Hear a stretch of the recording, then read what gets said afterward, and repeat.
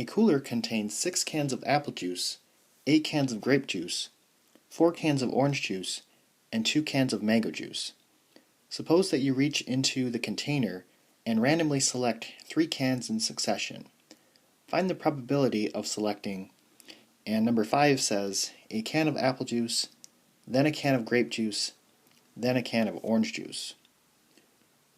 So there are 20 total cans, and whatever can we select first is going to affect the probability of the second can.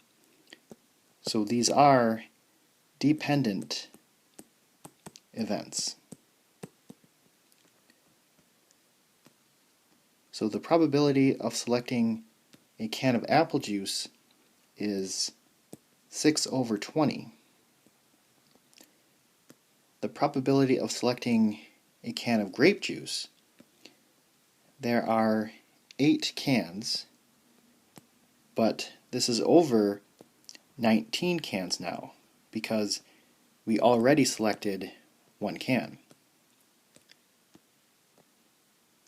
And then a can of orange juice, there are 4 cans of orange juice, but this is over 18 because there's only 18 cans left.